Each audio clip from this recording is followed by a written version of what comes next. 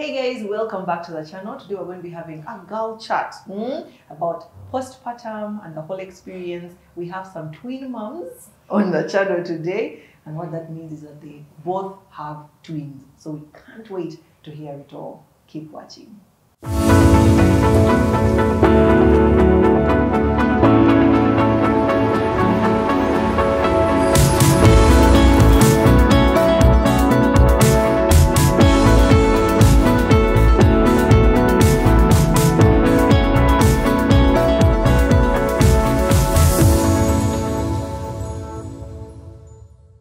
Okay, today we have the lovely ladies here. Guys, welcome to the channel. Thank you, Lisa. Yeah, twin moms. Please tell us more about it. Who are you? And let the viewers know more about you. Thank you so much for having us on your show. I've actually watched you from afar, for quite some time. Oh, thank you. Yeah, I'm Fiona. I'm Fiona Kawoya. That is my name, but God in His sovereignty gave me a title that I did not have to fight for. So I'm no longer Fiona Kawoya. I'm married to one Mr. Kawoya David, and we both parents to two great 10-month-old men. Real story. Yes. I'm a scientist. Yeah. I'm practicing science at the moment, and above everything, God, I am a Christian and I accepted Christ as my savior. Yeah, for now, that's Hunalongo Fiona. Welcome to the channel, Fiona. Good to have you. Yes. Yes, I am Anita Ayeko Adepoju. I am a wife, a mother to fraternal handsome twin boys. Yeah. They made 14 months, and I am also a human resource practitioner. So I'm excited to be here and to be able to share our experiences as twin moms. And we'll see if there's if our experiences will be able to motivate someone, but most importantly to give people, to allow new mothers have a better experience. Yeah. How come you guys are friends? Like, and you both have twins. Is there a secret? Because some people there want twins, but they're not saying there. Please, is there a secret? Get a friend. Ty, or those that have twins. Maybe we'll share with you tips on how to get twins. Yes, welcome. Now, I'm a mom, and just one child. I can't even imagine what having twins is like, and we can't wait to get to know more. But just walk us through the pregnancy experience, just briefly. How was it, and what were the challenges that you faced? Were there some unique ones, carrying twins? Maybe Anita, you can go first. Yeah. So my pregnancy journey dates back to July 2022. My husband and I got married in 2021 July, and so we wanted to wait a year before we conceive, and we wanted to first get to know each other as husband and wife before we get the title mother and father. And so a month to our first year anniversary, God spoke to us and told us when we would conceive. So we knew the date we would conceive. Wow. And He also told us the date we would find out we were pregnant. So when He spoke to me, I remember calling my husband because I wasn't working in Uganda. So I called my husband that evening and I was like, you know what? We are conceiving on this date. And we prayed about it. Yeah. And I told my husband, I want to have twins. By then I did not know what it takes to have twins. It's like, no, we please. One child at a time. Yes. Yeah, I'm not buying this movie of twins, but I buy the idea that this is when we shall conceive. So I go back to my prayer closet and begin to speak twins into existence. I prayed about it, and I also specifically wanted boys. And so when that date came, we conceived. And on the date God had told us we'd find out we were pregnant, that was 13 days after we were pregnant. So I thank God that we didn't have to try and try and try. It was just the first attempt, bam, we were pregnant. So 3 weeks after that, we find out we were having fraternal twins. Many people fail to know what fraternal twins are. They are not identical, and that means they're in different sacs. They are not in one sac. So we find out I had 2 sacs, and so that meant we were having fraternal twins. And a few days after that, I started to notice a bloody discharge because, you know, I knew that women get a discharge, and I know like there's cream, there's what, but I didn't know the brown something. It felt very unique. And something my husband and I had spoken earlier on is that we were not going to take anything for granted. And so even before that, even the day we conceived, my husband laid his hands on my tummy and spoke twins. And I was like, but I thought you did one. It's like, no, okay, I'm just helping you. So he prayed about it, which is very important. And yes, we were able to conceive. So when I started having that discharge, day 1, I was like, okay, maybe these things happen as early signs of pregnancy. Day 2, my husband's like, you know, let's go to hospital. Only to go to hospital, I was having a threatened miscarriage. And it was because my cervix was struggling to hold 2 children, and considering it was the first time I was pregnant. So they put me on progesterone hormones for 60 days. The first 30 days, my husband had to insert hormones inside, it was very uncomfortable. He had to keep doing that daily, and bless him, he was very supportive all through that time, all through my hospital visits. He asked as many questions as he could. He made sure he never missed a doctor's appointment. So we were pregnant together. We carried the journey together. So the next 30 days, I was now taking the hormones orally. And then later I was told I needed to be on those hormones until 25 weeks to hold my cervix, to ensure my cervix doesn't open. So first trimester was difficult, like any other pregnant woman. I didn't like the smell of food. I wasn't able to cook. But again, thankfully, my husband stepped into that role pretty quick, and we used to stay just the 2 of us. We didn't have a maid until we got children. So he took up the roles of cleaning, cooking. He was doing all that. He had to cook from a distance. I had to be following his cooking. My cravings were as any other pregnant woman. Apart from junk, I never used to like junk food. My babies only wanted me to eat traditional food, local food, and that one that is not spiced, just plain. So cheap babies. Cheap food. I remember someone saying you have low budget children, like.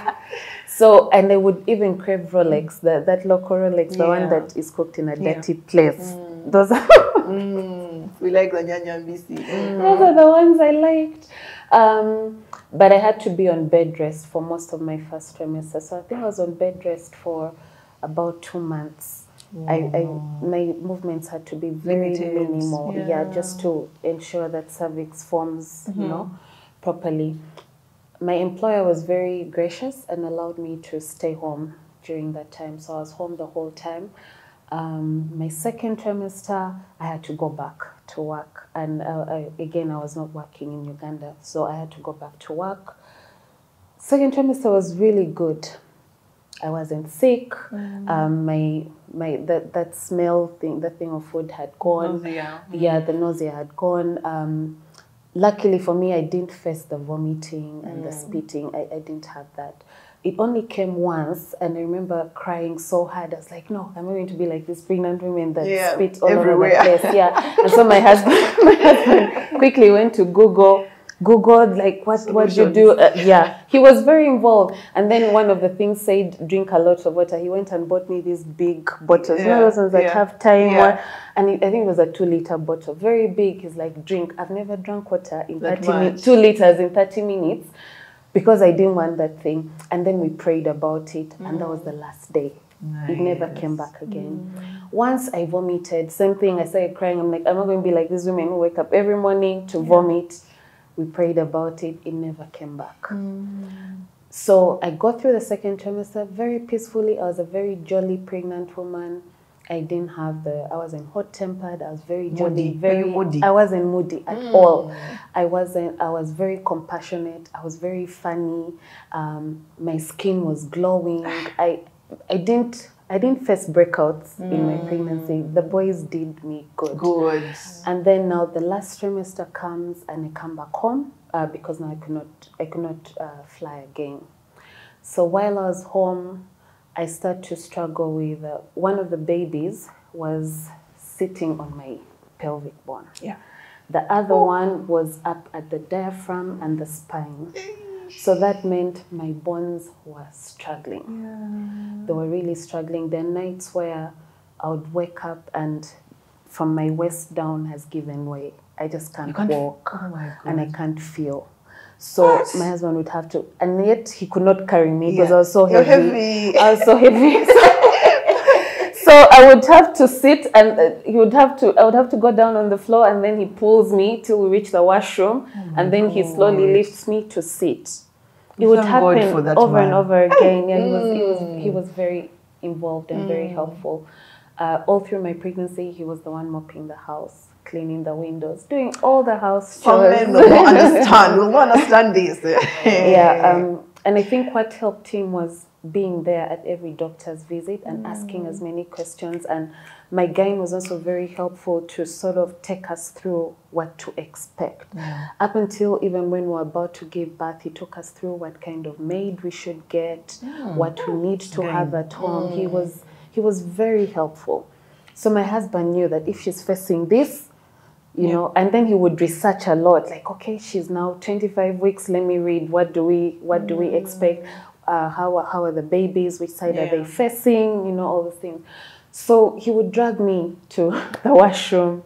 I had days. There are days where I would be energetic and walk properly, but most of the time my bones struggled. My back struggled, and of course, like any other pregnant woman, the pillows. Although for me, I think I was sleeping with 8 pillows because I had to have one under the tummy. Yeah, it's like kids are everywhere. They're everywhere. And then in the middle of the night, one of them, I think it was Joshua, the younger twin, because he was up. Yeah. One of them would kick. He loved kicking. And so when he kicks, he would kick and bend his knees. And so it means I would have a hump here, and then I would be struggling to breathe. So that's how I would have to go and look for fresh air, and then he would have to start fanning me, give me first aid until he decides to change position. That's when now I can breathe. I was at his mercy. And he would do that a lot in the night. So we had to raise the bed like a hospital bed, sort of make it slant, so that I'm able to breathe, but so that it's slightly uncomfortable for him to do his somersaulting and all those things down there. The first twin, Josiah, was he was not disciplined. He was always in one place. He wasn't a baby that moves a lot. That sometimes we'd even think maybe he's dead or something. He just never used to move, and it would scare us. But I think it's because of him that I was able to have a natural birth. Because at 25 weeks, he went head down and never moved. Joshua, every week, was changing. Today he's down, tomorrow he's up the other side, because he loved kicking a lot. He was a very active child. Then when we got to 36 weeks, the doctor told us we wouldn't go beyond 37 weeks because 37 is full term for twins. Yeah. So we wouldn't go to beyond that. But when we got to 36 weeks, I was so exhausted. I was tired of struggling at night. I was tired of losing my breath. I was tired of failing to walk. I was just exhausted. My feet at this point were very swollen. And I was an active pregnant woman, very active. I wasn't laid back. I was very active. But when those days happen where the legs give way, it was frustrating. Especially for someone that is very independent, someone that, you know, wants to do things on their own. But again, when God told us about our conception, he told us we would give birth on Good Friday. So we knew that day. He was very specific. So we knew, because we had prayed about it for a long time, even while we were waiting to conceive, we kept praying for our children. Yeah. And so he showed himself. And so at 36 weeks, it was not Good Friday. So that day we had a doctor's appointment, and we were ready to tell the doctor, you know what, induce labor, because he had already told us prior, if your water doesn't break at 37 weeks, we will induce labor. So before we could tell him, he's like, we need to run some tests. We need to check your blood count, your platelet count, and what. And my platelet level was low. So the maximum, I think your platelets should be probably above 100 or something, but mine were at 50. At the minimum should be 100 or so. I've forgotten, but mine were 50. And that meant that if I gave birth, I would not clot. Yeah. So I would bleed out to death. Yeah. Now that was very scary, and he put me on medication with hope that, you know, by the next week, when we're making 37 weeks, things would have gotten better. So we go on the medication, we start praying about it, we tell our family, my mom, my dad did not know I was expecting twins. We wanted to surprise him. Was it a secret? Oh, yeah, okay. We wanted to surprise him. I saw a video. So it's only my mom that knew, and surprisingly she said she has a prayer book. She had written I should get twin boys as my firstborns, and I didn't know that. What? And only to see we were having twin boys, so she was very excited. So we told her about it. So it was a very nerve-wracking moment, because she felt like, okay, what if in 1 week I lose my child, you know, who's carrying my grandchildren? Yeah, it's a tough place. Yeah, it was tough. So on Holy Thursday, we call it Holy Thursday, we were told, we at that time we went to see the doctor for our last gynae appointment, and it's like, today's the day, we're going to induce labor this night at midnight. So check into hospital today. So luckily for us, we booked our room in December, the year before. We didn't want stories that, oh, there's no room, there's no what. We had booked a room, we had paid for private nurses to help us during that time. So they induced labor, and I think the reason why my platelet count was low, maybe God didn't want us to conceive that time, because we go back to our prayer closet and God is like, but I told you this Good is not Friday. the time. Yeah, you're rushing. You have to wait. So we go, and still my platelet count was even lower. Hey. So it was very scary, but the doctor is like, no, you're going to give birth. I have faith, I have hope, you're going to do this now. It's on you to have a positive mindset. So we're going to induce this labor. I'm going to make sure there are pints of blood in the labor ward in case of anything. Yeah. So they induced my labor. He didn't induce me with a drip. He didn't want to risk all injections. It was the one you drink. It's a liquid that it was mixed in water. I don't know what it was, but I would take it every 2 hours until I finished the dose. So they started inducing my labor on at midnight. No, yeah, Holy Thursday midnight. We went on Wednesday, sorry. So at midnight of Holy Thursday, started inducing my labor. I did not react. I didn't get any contractions. Nothing happened. Till daytime, there was nothing until about 4 p.m. in the evening. That's when I started having cramps, mild cramps. But because everyone had told me labor is painful, and the guy had told me labor means pain. I'm not going to sugarcoat it. It means pain, but it doesn't mean that it's not doable. Yeah. It's doable. So I was waiting for like that pain. Yeah. So every time I get contractions, I'd be like, these are manageable. Yeah. That pain is supposed to be the one where you run mad, you know. And I think that helped, because I was expecting too much pain. So even when it would pain, I'd be like, but when they said you can run mad, you have to undress. And the nurse who was with me was like, you know, for me, the day I gave birth, I undressed, I literally ran. So I was waiting. I kept, and every time the contractions would come, I would just breathe in, breathe out, breathe in, breathe out, and I'd keep praying, and there was worship in the room. Yeah. The whole time I would keep praying before she gave birth to a son, you know. Before her labor pains came, she gave birth to a son. I would read that scripture, pray over it, declare over it, and every time I played worship, the kids would be calm, the heartbeats were okay. It reached 10. No, it reached 8 p.m. Cervix closed. No, nothing. Now it became a prayer point. Like, what? Is it that I'm going to be in labor? Like, those people have been in labor for 2 days. 27 hours. And yeah. So I was waiting for that pain. It was still not coming. The doctor checks it. And it's like, you know, if it reaches 10 p.m. and nothing has moved, I'm going to do a mucus swipe. Yeah. And he was like, but that is painful. So you should be Prepared. We started praying.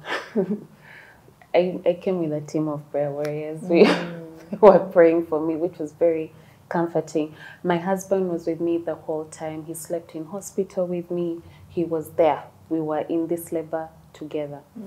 So at 10 is when the service moves from 0 at 8 p.m. to 3 centimeters.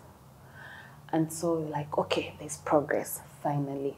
And I was still okay. I was still holding it in there. Every time I would get the contractions, I would hold it in there. I wasn't dramatic. I was just there. I would take a walk, drink a lot of black tea. Yeah. Drink, I don't know how many liters of tea I took that day. I took a lot of tea. I even showered because they were like, now you're 3 centimeters. I went, I showered. Shower? Yes, I showered. They were like, yeah, you can shower. I'm telling you, I was waiting. Yeah. Like, I'm not, it hasn't yet reached the head. So I showered, freshened up, got ready. At 11:30, that's when the doctor comes and breaks the water. Breaks the water manually. And now it's coming to Good Friday. That's like 11 Thursday, so it's Good coming Friday. to Good Friday. So I tell my mom, you know, I think these children are taking their time because they're supposed to be born on Good Friday. And she looks at me like you're a joker, you know.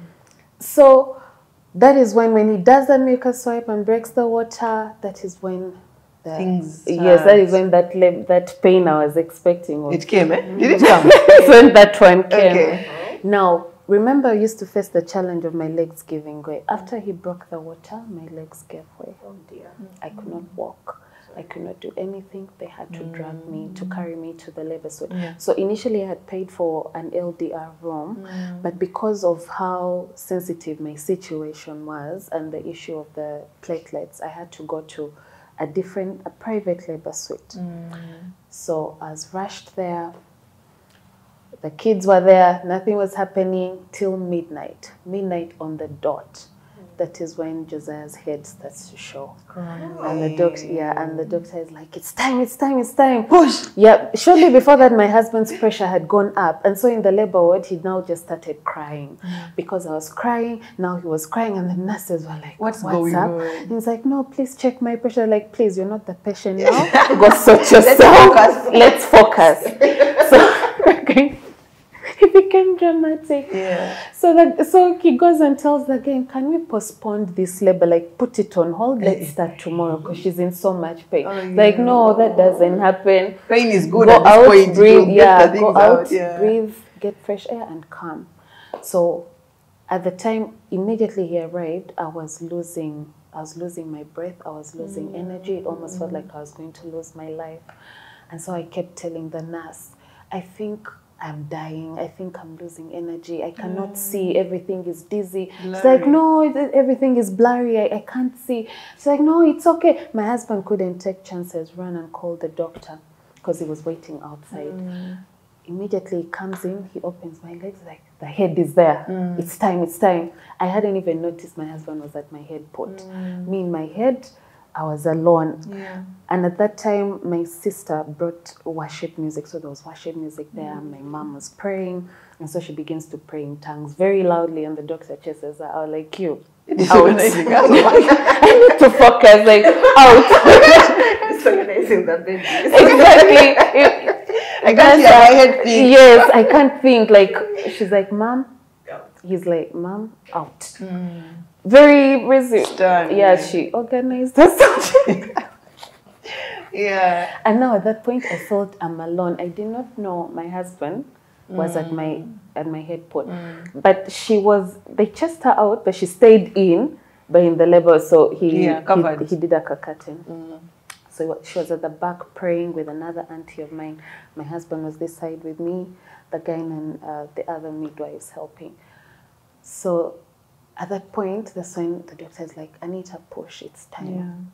So I remembered someone telling me, when you're pushing, don't scream. Just take You a deep lose breath, push, energy. don't scream. So, and for me, I'm shy to scream. I feel, even when I was in pain. My friend. So at that point, even the clothes felt heavy. Yeah. First, totally undressed myself. Yeah. My sister's like, no, this one I cannot record.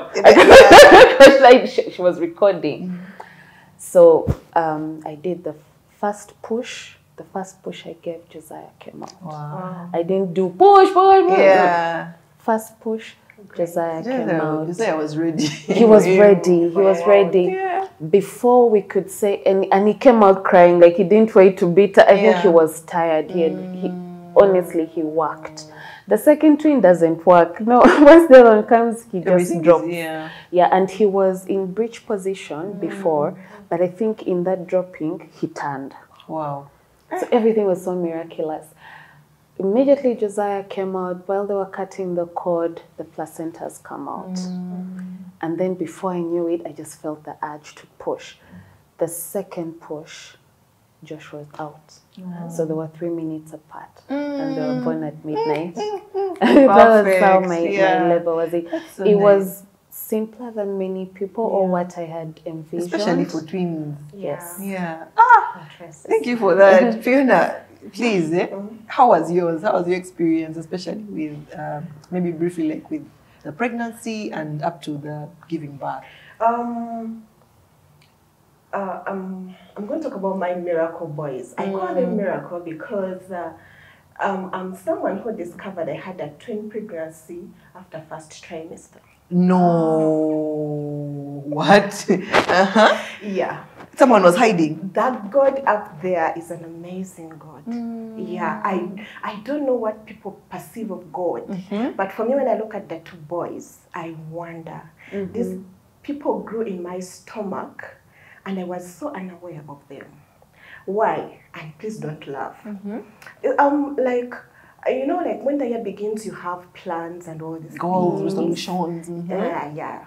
So, as 2023 was beginning, from about December 2022, I was preparing for a trip to one of the countries in Europe. And for me, that was where my mind was. Yeah. Forgetting that I'm a married woman. So January comes and whoop, I go.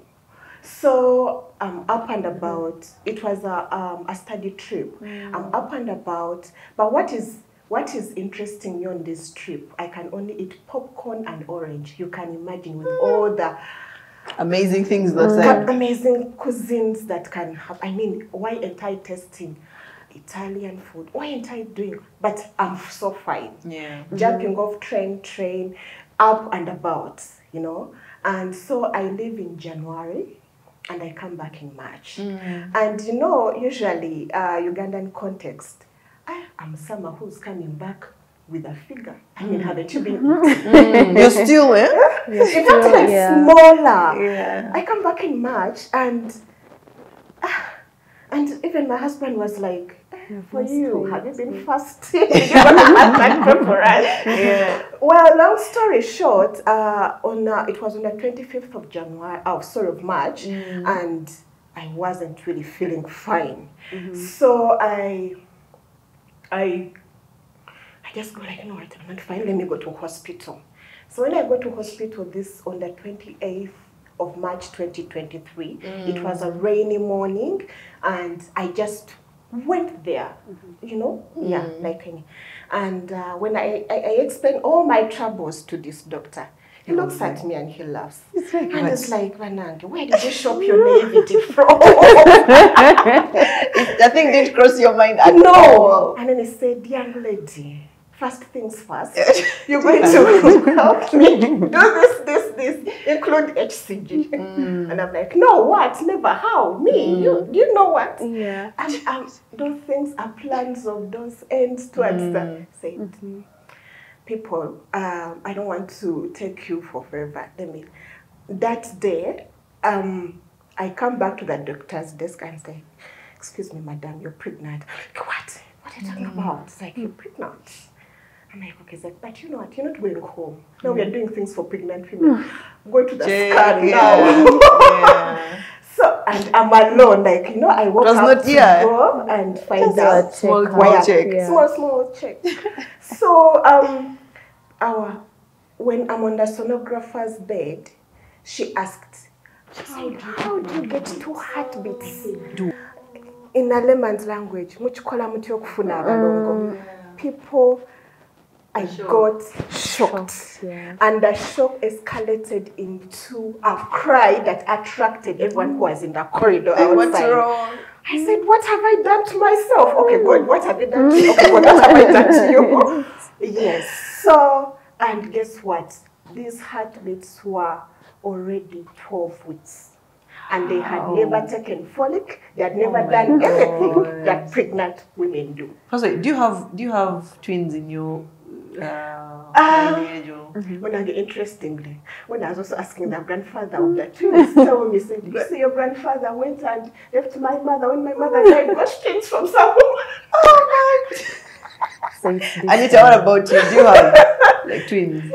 On my mother's side, I have an auntie with twins. Yeah. Okay. Because twins are normally on the woman's lineage. Most people think it's the guy. No, it's on your lineage. Yes. So there's no hope for me. The guy, your husband, you can't fast and pray. No, but you might be the one carrying it. You might be the carrier. Like for me, I was told genetically it could have been my mom, but it got transferred instead to me. Yeah. Okay. Yeah. So you were screaming. I break down. I cry. And you know, one thing I've come to understand, and I think as we continue to grow on life's journey, people have so many perceptions of what the medical world calls an abnormal pregnancy. Because actually that's what they call the kind of pregnancies that we have. They either call them abnormal or multiple, but I think multiple sounds more endearing. More fancy. Yeah, so from this sonographer's comment, she asked me, did you like use do witchcraft? You know? What? Yeah, so I you know these children who come in more than one, people have so many attachments around them. And I would appeal to mothers out there, when you happen to have more than one kid, be more protective in prayer. Because it looks like our children are up for. There's something they want. Something that people. So she was like, did you do this? And then, did they tell you that you will never give birth? Now, have you bypassed you people? So anyway, there I was. For me, I was alone when I got the news. And so I come out and I went to go back in. And my gain was also equally dramatic like the sonographer. I was like, I have a line of women out there. They are mature, they are big. Only a small girl comes in here and she has a twin pregnancy. Oh, what did you do? What did you swallow? I was at some point also like even a medical practitioner. So I just told him, I don't know how. He said, okay, now, madam, you're 12 weeks, you've never known. What? So ask me about first trimester, we leave it to God and the trains in Europe. And popcorn. And popcorn. So for me, that's the miracle. Honestly, that's the miracle. So I don't know about morning sickness.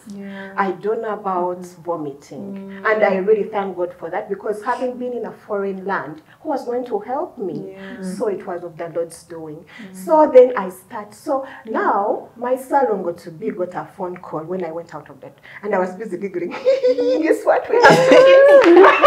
But you don't know what we are going to do. And the man just said, what did you just do, Anna? Can you just tell me that now? So I drove back home and I found him waiting by. This time he was the gatekeeper. Of like, we have committed a crime. We have to pay. You're married. We are married. So we begin our journey from there. I would like to thank God that in fact, my cervix was doing well. Everything was fine. And I had only fed the babies on oranges and popcorns. And they were doing well. They were in 2 different sacks. And so I began my journey in second trimester, that's when I got onto the medicines that pregnant women do and all these things. So fast forward, my husband is a traveler of sorts, so he had his work lined up, for us. We're now on wow, everyone is lining their things, and so now he's like, I have a trip next week, madam, you have a twin pregnancy, so what are we going to do about it? So, but I thank God for the gift of family. So actually this secret was known to my mom and my husband at the start.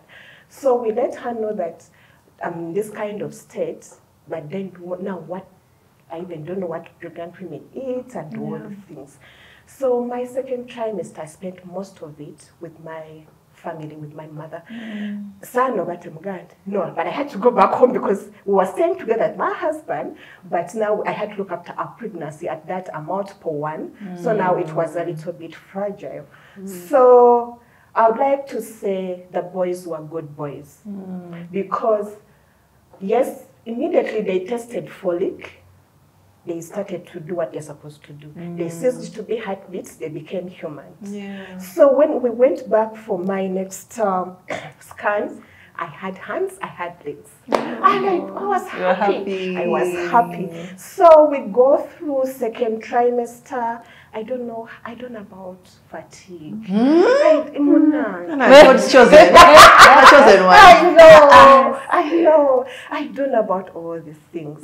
And then when second trimester ends and me and my husband have now worked out a way, I'm like, now let's look after our pregnancy. So now I go back and now we have to face third trimester together. Now I think that's where I think I tested pregnancy and now the weight of two babies. They had grown and now for me mine were in my ribs. One was this side and another was this side. So now I used to sleep seated like this. Are you serious? Yes, with a pillow. Because you can't. So please don't take me back to third trimester. So you sit like this. So as everyone else is comfortably sleeping, I used to be watching movement from this one of like, really, you are awake? And movement from this one, really, you're awake. I found out the sex of one at about 7 months. And because I thank God I had had a good pregnancy, first time, and no complications. One baby was facing at the front, so we got to see that it was a baby boy, and then the other one was facing behind. But you see, for someone to fascinate you, my guy would be like, you see, usually babies who are in different sets, the other is a girl. I said, okay, thank God. So I would, when I was shopping, I said, your dresses, and then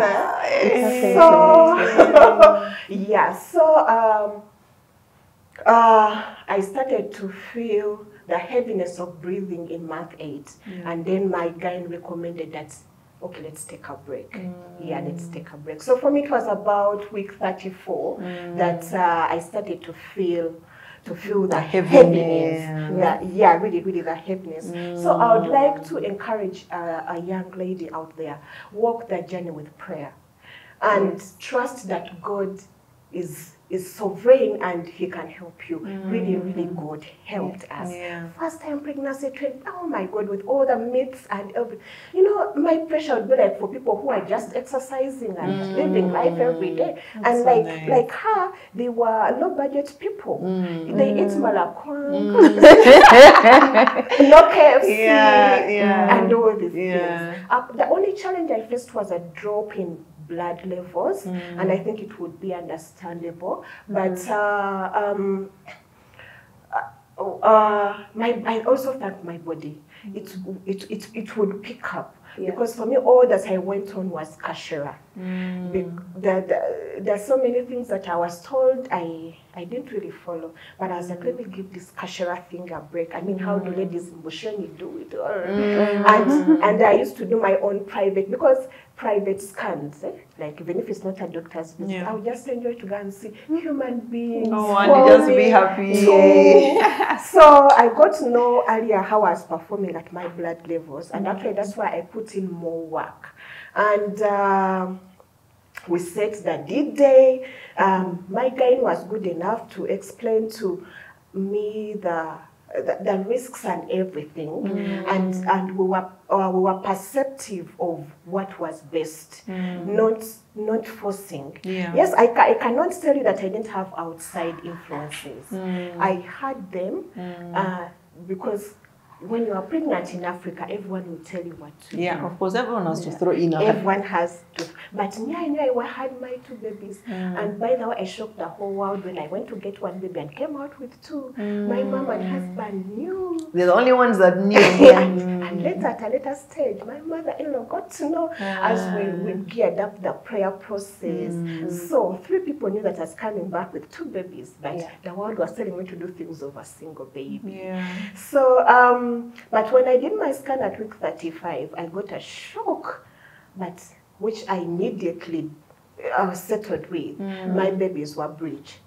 Yeah. So, and I must tell you, Lisa, I had been doing whatever it took to have 2 heads facing down. Yeah. So, and yeah, this time when we saw that that's what was happening, I went back home. I went to prayer. You baby, you're supposed to turn. Listen to the voice of your mother. Yeah, and baby jump. Baby said, "Who are you?"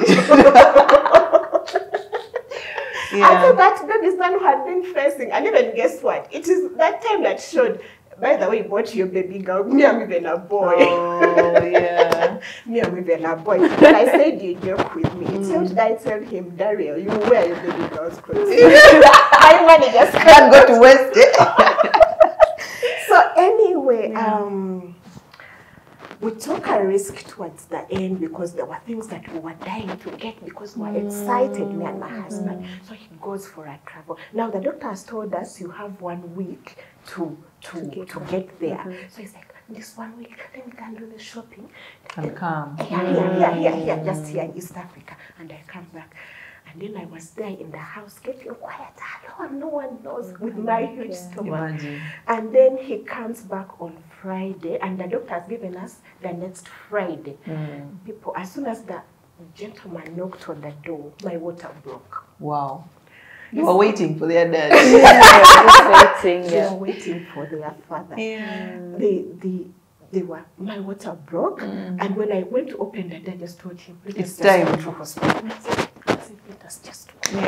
So we go to hospital, and by the time they scanned, we were all sitting facing each other, like having a conversation. How do we get out of here? How do we get out of here? So and that is how I end up with a C-section. Because one was really losing a lot of water, and I don't know how. I thank God I don't know how ladies have contractions. I don't know.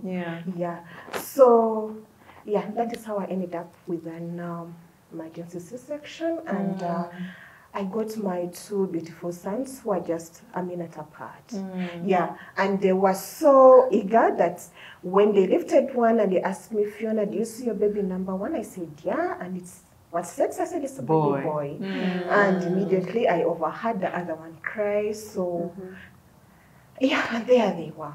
So the journey was a collective. Amazing. But what would you like to tell, moms out there, especially those who find themselves in such situations where, yes, you want to have a vaginal birth, but, sometimes we put the stress and the pressure of this is how it must be, etc. And then sometimes you can even lose a life because of that pressure. I would love to tell them that, first of all,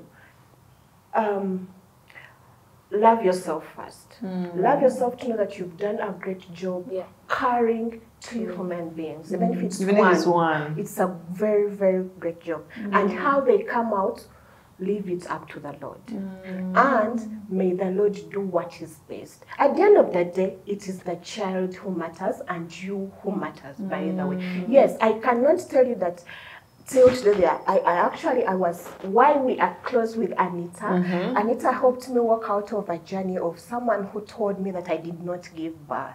Simply because I didn't push those babies. And it's really, really hurt me. It's really hurt me deep. So, I was like, how? You know, actually, It was a comment. Yeah, it was a comment. Like, she didn't give birth. Oh You know, my babies are supposed to be pushed. Yeah, but how could I push two sitting human beings? Yeah. Exactly. So, first of all, love yourself, appreciate yourself for the work done, and then trust God first, and then put trust in the doctor who's working and who's working with you. They know, yeah. They know better. And then pray for them to make the right decision. And then commit the very last moment to the hands of the Lord. Yeah. And never feel guilty about it. Never feel guilty about it, because you have brought a child into this world. And that's the ultimate miracle. Yeah. Amazing. Yeah. She talked about the baby sitting. Okay, I think I would have had a C-section if they had done a last-minute scan. The younger twin had the umbilical cord tied around his neck twice.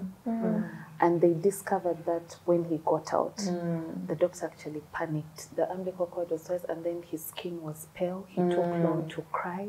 It was a moment of silence in the room. But finally, and the doctor's like, had I known, you were going to get a C-section. So it's, I mean, at the end of the day, what matters is you're healthy and your children are healthy and they've come out. And do not rely on what society's expectations are. I think that is what has clouded a lot of our minds. Most people do not want to go through a C-section because they think their bodies will, you know, you'll not snap back or your bodies will be a certain way. But both the vaginal pregnancy and the C-section all have Bring side life. effects, and they all bring life. That's so. Yeah, I love that. I love that. Guys, I'm not sure how many minutes we've done, but I think we're going to have a part 2. So this was the pregnancy story and it was amazing. Please keep watching because we're going to have a postpartum conversation. How is it like raising 2 human beings? You put one boob here and the other eye. You know, I can't wait to hear it also. Let's watch.